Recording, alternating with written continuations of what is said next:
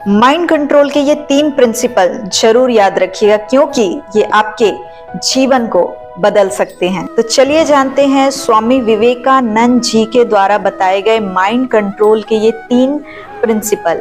पहला, मन की कमियां खुद को कमजोर समझने से पैदा होती हैं, और मन को कमजोर करने वाली ये 2 भावनाएं हैं, गिल्ट और कंप्लेन की भावना। गिल्ट और कंप्लेन की भावना से ही जलन, डर, गुस्सा, नफरत ये पैदा होती हैं। मन को जीतना बहादुरों का लक्ष्य है, इसलिए स्वामी जी कहते हैं कि ग्लानि और शिकायत, गिल्ट और कंप्लेन की भावना अपने मन से ही तत्काल दूर कर दीजिए। दूसरा प्रिंसिपल माइंड कंट्रोल का ये कहता है कि don't search pleasure outside your goal. मन हमेशा आनंद की खोज करता है। Mind is always seeking happiness.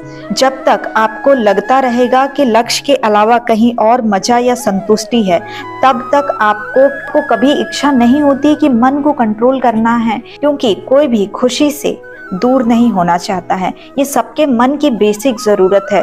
तो सवाल ये उठता है कि खुशी कहाँ से मिलेगी? जहाँ आपका मन शांत होता जाएगा, वहीं आपको अच्छा लगने लगेगा, वहीं आपको खुशी महसूस होने लगेगी। मन वहाँ शांत होगा जहाँ आपका ध्यान लगेगा। तीसरा माइंड कंट्रोल का प्रिंसिपल ये कहता है कि माइंड कंट्रोल से पहले माइंड मास्टरी। स्वामी जी कहते हैं कि मन में कोई भी विचार ना चले, ऐसी भी स्थिति आएगी, लेकिन माइंड कंट्रोल का सही मतलब है मास्टरी। हमें विचारों को सप्रेस नहीं करना है, बल्कि उन्हें एक सही दिशा देने की कला सीखनी है।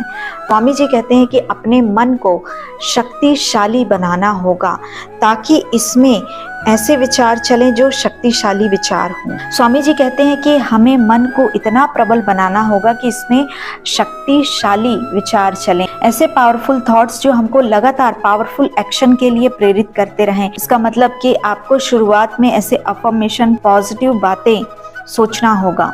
जब भी मन में कमजोर विचार आए तो उन्हें शक्ति देने की कोशिश करें। ये कैसे होगा? लॉ ऑफ पोलैरिटी कहता है कि सब कुछ 2 पेयर में है, और सब कुछ यही है। प्रोटॉन है तो इलेक्ट्रॉन है, मैटर है तो एंटी मैटर है।